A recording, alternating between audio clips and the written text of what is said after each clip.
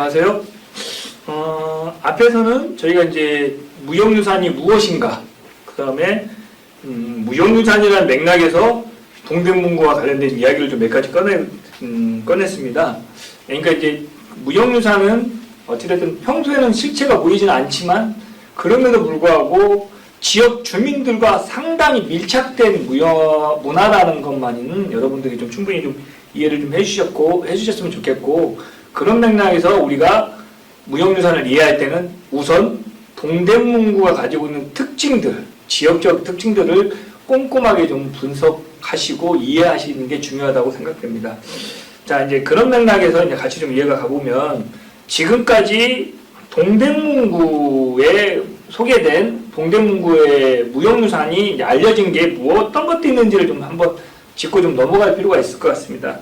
이제 동대문구의 무형유산 중에서 가장 좀 많이 알려진 게 바로 지역역의 지명과 관련된 겁니다. 흔히 말하는 지명유래가 거기에 해당될 것 같고요. 그 다음에 이제 재미있게 이제 전해지는 내용 중에 하나가 바로 설화, 민담인데요. 그 중에 하나가 이제 청백리의 표상인 하정 유관 선생님이 이야기가 있고요. 그 다음에 안감내 이야기라는 게 이제 우리 동대문구에서 발간된 향토문화재 책자에 소개가 되어 있습니다. 또 다른 내용은 잘 아시겠지만 선농제와 설렁탕에 관련된 건데, 선농단은 유형의 어떤 공간이긴 하지만 거기에서 행해지는 선농제는 무형유산의 속성이 강하다는 것을 이해를 해주셨으면 좋겠고, 그 다음에 이제 지금 이제 청룡문화재와 관련되어 있는 동방청룡제양이라는 건데, 이건 기후제와 관련되어 있습니다. 그러니까 동대문구는 어찌됐든 사대문 바로 밖에 있고 궁과 멀지 않아서 선농제나 동방청룡제양에서 알듯이 국가적인 의뢰들이 많이 행해졌던 곳입니다.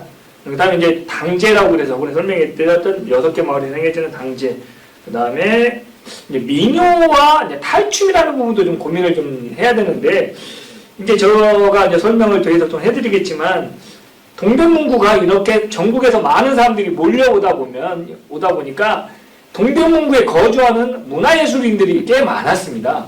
그 중에 한 분이 경기민요의 예능 보유자는 김금숙 씨라는 분인데, 이분은 용두동 출신이고, 이분을 중심으로 지금 3대째 가문의 어떤 민요를 이어가고 있는 집안입니다. 그 다음에 이제 탈놀이, 송파 산대놀이와 관련된 분이 살았었죠. 저 역시도 이제 송파 산대놀이 학부 때 이제 잠깐 좀 배우기도 했지만, 그 김학석이라는 아주 유명하신 그 송파 산대놀이 예능 보유자이셨던 분이 바로 여기 동대문구에서 생활을 하셨죠. 안타까운 건 이제 2014년도에 이제 돌아가시긴 하셨지만, 어찌됐든 그 동대문구의 어떤 인물들, 문화예술인들도 생각보다 상당히 우리가 주목해서 봐야 되는 거고, 뒤에서 설명하겠지만 어떤 그 시장이나 장실에 기반을 둔 어떤 다양한 기예능인들, 그다음에 뭐 공예, 뭐 이런 부분들도 우리가 의외로 동대문구의 무형유산을 이해할 때, 바라볼 때 좀 관심을 가져야 될 내용이라고 생각합니다. 지금 이제 하정 유관에 대한 이야기를 좀 간략하게 설명하면, 이분은 청백리를 대표하는 인물입니다. 그래서 이제 워낙에 이제 그런 청년 결박에 살다 보니까 추후에 세종대왕 무렵에 이제 뭐 그런 걸 인정을 받아서 지금까지도 이렇게 전해져 온 이야기가 있다는 것도 좀 우리가 좀 집중해서 좀 관심 있게 봐주셨으면 좋겠습니다. 두 번째 내용은 선농제와 관련된 건데, 이 선농제는 조선시대 문헌 기록에 어마어마하게 많이 나옵니다. 왕이 와서도 선농제도 하고, 아까도 계속 설명을 했는데, 이 선농제가 지금은 이제 해마다 양력 그 봄에 지내죠. 올해는 4월 24일 날 이제 봉행이 됐습니다. 근데 이제 제가 직접 이제 한번 실제로 이제 선농단을 가보긴 했는데, 올해 그 코로나 때문에 선농제가 행해지는 것은 못 봤습니다. 근데 보니까 이제 가보시는 분들, 특히 안 가보신 분들 한번 그 선농단을 한번 가보시면 좋겠는데, 선농단을 지내는 곳에 뭐 나무도 세워져 있고요. 그 옆쪽에 이제 문화 전시관이 좀 선농문화복합관 같은 경우가 있어서 잘 전시도 해놨기 때문에 이제 그런 데를 좀 가보시면 상당히 좋은데, 제가 이제 아까 초반에 말씀드렸지만 무형유산이 중요한 이유는 그런 어떤 자료들을 통해서 다양한 지역의 콘텐츠들을 만들어낼 수가 있기 때문입니다. 다양한 어떤 지금도 선동제는 그 재래위원회가 있어서 나름대로 예전의 모습을 그대로 이제 이어가고 있는데 뭐 여러 가지 설명할 거보다는 저는 이제 크게 순서 정도만 좀 짚고 넘어갈 필요가 있어서 예, 제례 지내는 과정에서의 총 6가지 정도로 구분이 됩니다. 전패례, 천조례, 초원례, 아원례, 음복례, 만유례가 있는데 뭐 음복례라는 건 뭐 저희가 끝나고 다 같이 하는 재물을 먹는 어떤 그런 음식을 이야기하는 거고 초원례는 뭐 초원간, 종원간, 뭐 아원간 이런 식으로 나눠지는데 초원간에 의해서 중심을 해서 지내는 겁니다. 농업신에겐 선동제 보시는 신에게 이제 제사를 지내는 어떤 선동제의 모습도 우리가 상당히 좀 주목해서 봐야 되는 필요가 있는 것 같고요. 두 번째는 청룡문화제입니다. 청룡문화제에 아까 제가 말한 그 기우제를 지내는 건데 매년 10월경에 이제 용도동 근린공원에서 이제 의례가 행해지는데 안타깝게는 코로나가 있기 전까지만 해도 29회까지 아마 제가 알기로는 2019년도에 이제 행해졌는데 작년에 30회를 해야 되는데 코로나 때문에 못했고 올해는 또 어떻게 될지 모르겠습니다. 9수가 걸려서 그런지 몰라도 빨리 안정을 찾아서 우리가 이제 우리 동대문구의 대표적인 청룡문화제가 좀 계속 행해져야 되는데 이 청룡문화제도 제가 아까 말씀드린 무형유산의 맥락에서 상당히 중요하다고 저는 생각합니다. 그 이유는 조선시대에 대표하는 기우제가 바로 이거와 관련되어 있는 것도 있지만 더 중요한 건 현대적으로 이게 지금까지도 축제로 이어져 온다는 거죠. 이게 무형유산은 지금 아주 오래된 거라고 우리가 알고 있다 하더라도 주민들과의 삶과 고스란히 미쳐있기 때문에 영향을 주기도 하고 그런 것들을 문화자원으로 활용해서 주민들까지도 그런 걸 지금까지도 이어올 수가 있다는 어떤 매력이 있다는 거죠. 실제로 지금 청룡문화제는 기우제가 핵심이긴 하지만 의례도 행해지기 전야제 느낌의 다양한 문화 행사들이 펼쳐집니다. 패션쇼부터 비롯해서 경로잔치, 그 다음에 어가행렬, 그 다음에 여러분들이 축제하면 제일 좋아하는 뭐 유명 가수들 불러오는 전야 콘서트 이런 것들이 다 청룡문화제에서 행해집니다. 이런 맥락들을 우리가 좀 보시면 상당히 무형유산이 지금까지 살아오고 있다는 걸 보여줍니다. 지금까지 이제 말씀드린 것 이외에도 동대문구의 무형유산에는 아까 말씀드린 당제, 뭐 산신제도 있고요. 뭐 그런 인물들도 우리가 좀 주목을 해야 되겠지만 어찌됐든 지금까지 말씀드린 건 지금까지 알려져 있는 동대문구의 무형유산이라고 보시면 됩니다. 제가 이제 계속 말씀을 드렸지만 무형유산은 지금 설명한 것 말고도 더 많다는 거죠. 그러니까 동대문구에는 아까 말씀한 거 이외에도 더 많다는 겁니다. 그래서 저는 이 강의를 준비하면서 과연 어떤 무형유산들이 동대문구에 있었을까? 아니면 지금도 전승될까? 이런 부분들을 좀 고민을 해봤습니다. 근데 중요한 건 상당수의 무형유산들이 관심 부족과 도시의와 산업화 등등등으로 인해서 소리 소문도 없이 사라져가는 것들이 너무 많다는 거죠. 안타깝습니다. 이게 지금 아까 우리가 이제 송파산대놀이 이제 예능부의장 김학조 선생님이 돌아가시기 전만 해도 우리가 이제 그런 것들을 좀 수집을 해놨으면 하는 아쉬움이 있듯이 이 무형유산이라는 건 유형과 달리 관심만 좀 안 두면 그냥 소리 소문도 없이 사라집니다. 그 이유는 상당수의 무형유산은 세대 간 전승이 되기 때문인 겁니다. 그러니까 예를 들면 호랑이 담배 피던 이야기, 옛날 이야기가 할머니, 우리 아빠, 저에게 전해오는 것들이 어느 순간 그걸 알고 있는 사람이 돌아가시거나 불의의 사고로 뭐 자리를 떠버리면 그런 지식들은 사장이 된다는 거죠. 그러니까 여러분들 무형유산은 지금 우리가 좀 늦었다고 하더라도 지금 관심을 갖지 않으면 내일 없어질 수도 있고요. 내 후에 다음날 또 없어질 수도 있습니다. 그런 맥락에서 지금 제가 오늘 말씀드리는 알려지지 않은 동대문구의 무형유산, 또 다른 무형유산을 저랑 한번 같이 고민을 해봤으면 좋겠고요. 한번 주변에 제가 오늘 말씀드리는 관련되신 사람들이 혹시 있으시면 문화원이나 뭐 동대문 문화원에 한번 연락도 주셔도 상당히 좋을 것 같습니다. 제가 봤을 때 좀 고민을 해야 될 부분들은 아쉬운 부분들이 이제는 더 이상 극복을 하지 않으면 안 된다는 거죠. 그러니까 다소 늦은 감이 있어도 얼마 전에 이제 지역문화 여기 동대문구 지역학연구소가 만들어졌습니다. 이분들을 중심으로 아마 조사가 돼야 되겠지만 어찌됐든 좀 늦었지만 주민들이 관심을 갖지 않으면 이 작업도 조만간 다 사라질 수 있다는 겁니다. 자, 그래서 이제 저는 제가 한 두 가지 장에 나눠서 좀 준비를 했는데, 하나는 갯길과 관련되어 있는 무형유산입니다. 그러니까 동대문구 시장이나 동대문구를 오갔던 옛날에 있었던 문화들, 예를 들면 주막도 있었을 가능성도 있습니다. 네, 그런 내용들. 또 하나는 동대문구를 기반으로 둔 문중들에 대한 어떤 조사입니다. 예를 들면 뭐 시제, 뭐 불천이 제례, 혹은 문중 집안, 문중 마을, 집성촌에서 행해졌던 어떤 마을 의례들도 우리가 주목해야 될 것도 있습니다.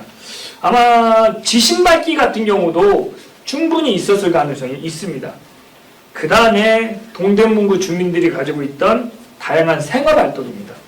아까 말씀드린 연만들기, 그 다음에 과자공장, 이런 것들이 다 그 기능을 가지고 있는 분들인데, 그 대전에 가면 그 엿장수놀이가 있습니다. 그런 것처럼 그 대전 지역의 메카가 엿장수 메카를 토대로 축제를 만들듯이 우리 동대문구에도 충분히 엿 만드는 공장이 있었기 때문에 엿을 만드는 기능이 있었겠죠. 그런 사람들을 모시고 하는 축제들도 충분히 우리가 만들어낼 수가 있겠고, 그 다음에 아까 그 김학주 선생이나 김금수 선생님처럼 다양한 예술인들이, 문화예술인들이 있었는데 그 중에 한 분이 우리나라 굿을 대표하는 김금화 만신이죠. 근데 지금 돌아가시긴 했지만 김금화 만신이 바로 회기동 쪽에 제가 알기로는 살고 있었는데, 그분이 가지고 있는 어떤 다양한 어떤 무형 자료들, 또 거기에 그 주변에, 그분 주변에 있었던 무속인들도 우리가 좀 눈여겨봐야 될 것 같고요. 그 다음에 마을, 지금 이제 전통마을이 없어졌다고 단보하기는 어려운 게 뭐냐면, 답신동, 답신리동, 뭐, 희경동 이런 것처럼 옛날에 다 어떤 마을에 기반을 둔 곳들이기 때문에 그들 지역에서 행해졌던 다양한 어떤 공동체 문화들도 우리가 좀 주목해야 될 것 같고요. 또 하나는 이 동대문은 산신제의 어떤 가치를 좀 더 좀 찾아낼 필요가 있는데, 천보산과 매봉산 일대에 예전에 무당들이 꽤 많이 거주해 있었다는 거죠. 그런 것들도 우리가 좀 관심 있게 가져야 되고, 실제로 동대문구에는 무속인들이 꽤 많을 것 같습니다. 왜냐하면 이 지역에 가지고 있는 어떤 지역적 특징 중에 하나가 청량리역이나 뭐 아까 전차도 이야기했지만 이주민들도 상당히 많이 모여있기 때문에 다양한 어떤 그런 어떤 전무당들이 많이 거주했을 가능성이 큽니다. 그 다음에 다음으로 보셔야 될 게 이제 동대문 지역에 행해졌던 마을 축제, 소소한 축제. 예를 들면 농업을 중심으로 했기 때문에 제가 봤을 때는 뭐 두레놀이나 뭐 두레 뭐 품앗이 문화들도 만들어질 가능성이 상당히 있었을 가능성이 높고, 저는 개인적으로 이제 전통성을 관련된 놀이들, 특히 1970, 60년대, 80년대에 구석구석, 마을 구석구석 행해졌던 아이들 골목놀이들이 우리가 좀 주목을 해서 발굴해야 될 무형유산이라고 저는 개인적으로 생각합니다. 그 다음에 설명했지만 설렁탕에도 다양한 음식 문화들, 계속 말씀드리지만 설렁탕 말고 동대문구 중에는 또 다른 음식 문화가 있지 않았을까요? 복합적인 문화들, 음식 문화들 또 우리가 한번 눈여겨봐야 될 필요가 있을 것 같고요. 그 다음에 시장, 여러 시장이 있기 때문에 여기에서 시장에서 그냥 돈만, 뭐 물건만 주고 파는 게 아닐 거 아니에요? 뭐 남사당패가 찾아와서 공연도 했을 가능성이 크고요. 시장 상인들이 돈을 모아서 일부러 공연단을 불러와서 펼쳐줄 수 있는 공연들, 이런 맥락들 또 우리가 한번 관심 있게 좀 봐야 될 것 같고, 그 다음에 이제 한의학이나 어떤 시장의 상인들, 장인들, 약재상들, 이런 분들이 가지고 있는 지식들, 그분이 나르고 있는 어떤 약재 기술, 뭐 한약 기술, 뭐 이런 것들도 충분히 우리가 좀 같이 가야 될 것 같고, 전통문화와 관련된 마을에서 행해졌던 뭐 세시풍속, 공동체 의례 이런 것도 그렇고, 그 다음에 가정신앙이라고 그래서 개별 집에서 행해졌던 뭐 상달고사나 뭐 어찌됐든 뭐 조왕신을 두고 있는 뭐 어떤 의례들도 충분히 좀 우리가 가치를 좀 바라볼 필요가 있을 것 같습니다. 또 하나는 동대문구에는 중요한 성당들이 있습니다. 뭐 예를 들면 전동성당이 대표적인 건데 그런 성당에서 행해졌던 어떤 보여졌지 않은 의례들, 종교 행사들도 우리가 좀 주목해야 될 어떤 무형유산이라고 봅니다. 제가 지금 말씀드리는 항목들 이외에도 동대문구에는 소소하고 또 더 스펙타클한 무형유산이 많이 있을 수 있습니다. 이제 여러분들이 선농제나 아까 말한 마을 당제에서 눈을 이제는 아직 미처 세상의 어떤 빛을 보지 못하는 것들을 눈을 좀 돌릴 필요가 있다는 거죠. 그런 맥락들을 우리가 끊임없이 무형문화유산에 관심을 가져야 될 거라고 저는 개인적으로 생각합니다. 자, 그러면 이제 우리가 이런 자료들을 실태 파악하는 일이 무척 중요하다고 생각합니다. 이게 뭐냐면 어느 정도 지금 동대문구에 그런 문화유산들이 남아있을지를 몇몇이 좀 우리가 보자는 거죠. 왜냐하면 관심이 없거나 지금 실태 파악이 먼저 이루어진 다음에 그 자료들을 체계적으로 어떤 식으로 우리가 발굴해 낼 건지에 주안점을 둬야 됩니다. 지금 전국에서 대표적인 어떤 무형유산을 잘 활용하고 있는 지역들을 눈을 물로 관심을 가져보면은요, 이런 지역들은 공통적으로 이런 자료들을 일찍 발굴해내고 찾아내고 의미를 부여하는데 상당히 지속을 해왔다는 거죠. 근데 그런 원천 자료가 있기 때문에 다양한 어떠한 행사들도 진행이 되는 거고, 다양한 축제가 만들어지고 외지인들이 끊임없이 오갈 수 있는 장치들을 그런 무형유산 자료로 충분히 커버가 되는 거죠. 자, 동대문구 역시 그런 자료들이 무궁무진하다고 제가 방금 말씀드렸지만 그런 가치를 인정받아 우리 이제 그런 유사 사업들을 가져왔다는 것도 그만큼 동대문구에도 무형유산이 풍부하다는 걸 단적으로 보여주는 거라고 저는 생각합니다. 그래서 이제 우리가 이제 중장기적인 어떤 로드맵을 좀 만들어서 좀 더 어떤 자료들, 특히 여기에서 가장 고민해야 될 건 시급히 사라질 수 있는 것들을 빨리빨리 조사를 좀 해야 될 것 같고요. 그 다음에 여러 무형유산 중에 동대문구만의 특성, 지역성을 보여줄 수 있는 자료들을 좀 더 선별을 내야 될 것 같습니다. 그 다음에 거기서 머무르지 말고 의미 있는 것들을 조사하고 하여 나름대로 좀 복원을 좀 시켜서 지역의 축제가 됐던 지역의 마을 행사가 됐던 어떤 그런 것들을 영상에 담아둬야 되기도 하고 데이터도 만들어내는 어떤 작업들을 좀 해야 되고, 이 과정에서의 전문가들의 참여도 필요하지만 그런 시민들 이런 부분들도 좀 같이 협동을 해서 그런 자료들을 발굴해내서 어찌됐든 의미 있는 작업들을 했으면 좋겠고요. 거시적인 동대문구에다가 좀 말씀을 드리고 싶은 건 이런 다양한 자료들을 단순히 그냥 일부 기관, 일부 사람들만 공유할 게 아니라 체계적인 목록화, 수집 정보들을 좀 체계적으로 넣어서 좀 더 많은 시민들일 뿐만 아니라 동대문구에 관심이 가지고 있는 대한민국, 전 세계인들한테 이런 자료를 널리 좀 알렸으면 좋겠습니다. 어렵지 않은 부분이 뭐냐면요, 실제로 이런 작업들이 전국에서 여기저기에서 행해지고 있다는 거죠. 그런 부분들이 관심이 부족하고 예산 지원이 부족하다 보니까 어떤 동력이 좀 없어서 못할 뿐이지, 충분히 그런 깃받침만 되면 다양한 어떤 행사들이나 콘텐츠를 만들어낼 수가 있겠다고 생각합니다.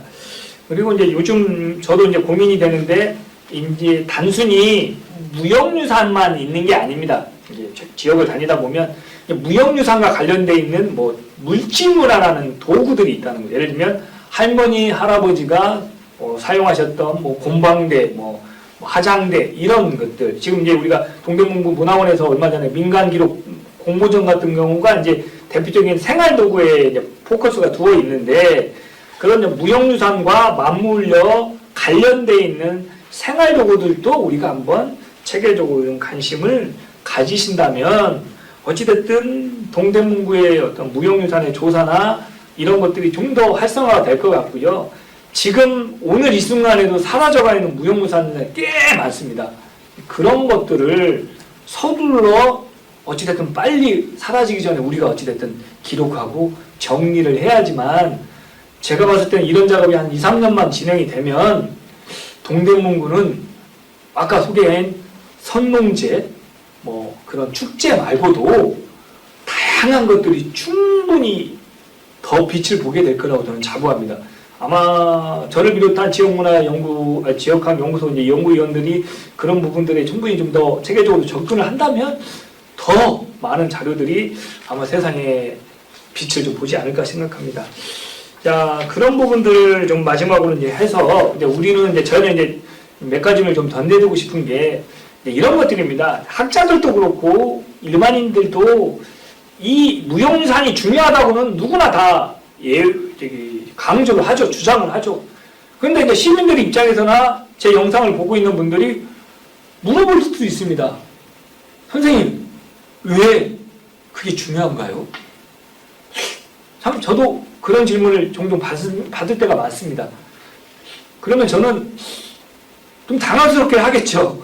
하지만 지금 우리 이 시간을 살고 있는, 현재를 살고 있는 우리는 먹고 살고 이런 부분도 중요하지만 전통의 문화들이나 오래오래 세대적으로 내려오는 문화들을 후세에 잘 전달해주는 막중한 책임을 가지고 있습니다.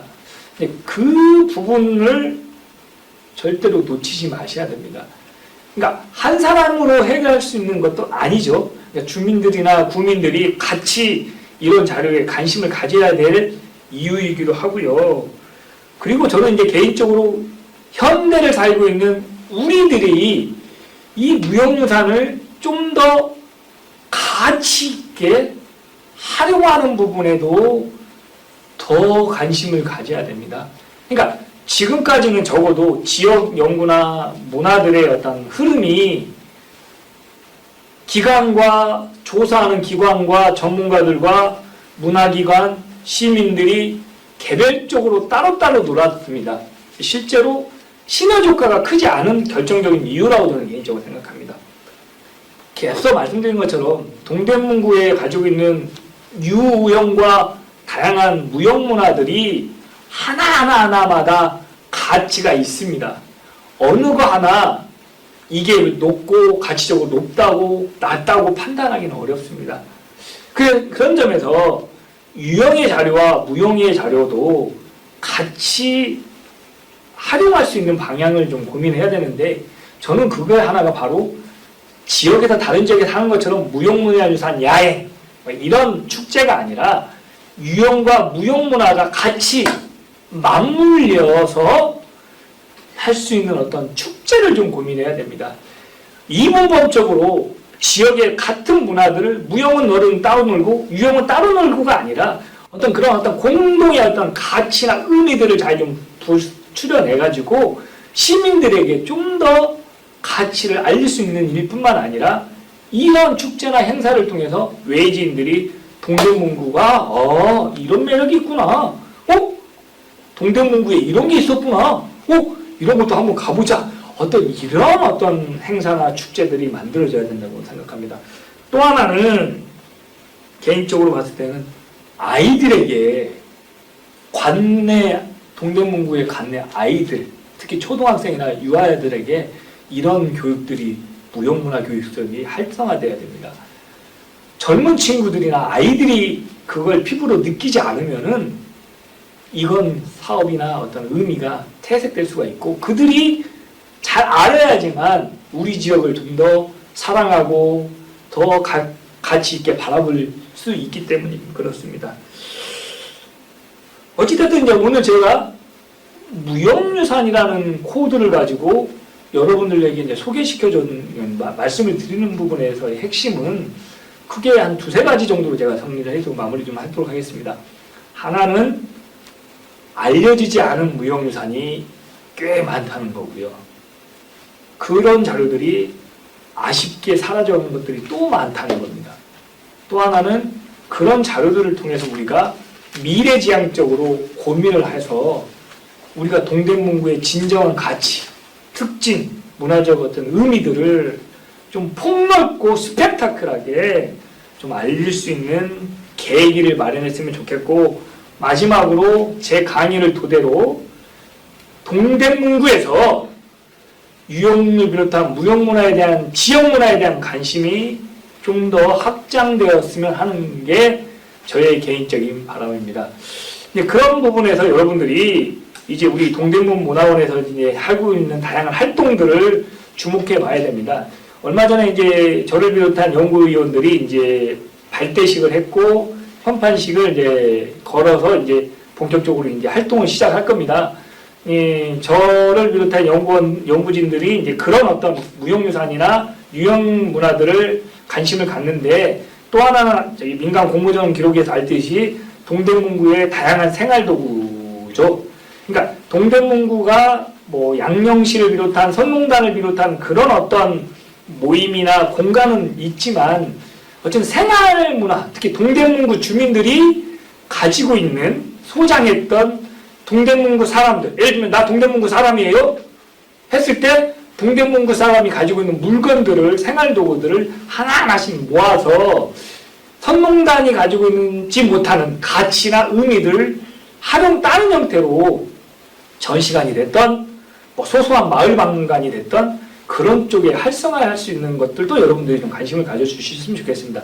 자, 여기에서 핵심은 유형에 지나치게 왕 중심의 유형의 자료들도 중요하지만, 결국엔 지금 동대문구에 남아있는, 동대문구에서 전철을 타고 출근하시는 분, 학교를 다니시는 모든 주민들이 동대문구 사람이라는 걸 인정하신다면, 이런 무형문화유산과 어떤 생활도구에도 좀 더 누군가의 관심, 기존에 관심이 있지 않은 부분에도 관심을 기울여서 우리가 동대문구가 서울의 대표적인 문화기관, 문화 역사 도시로 한층 더 발전될 수 있었으면 하는 게 저의 바람이고, 아마 우리 동대문구의 국민들의 모든 생각이었으면 좋겠습니다. 아무쪼록 오랜 시간 수업 들어주셔서 대단히 감사합니다. 수고하셨습니다.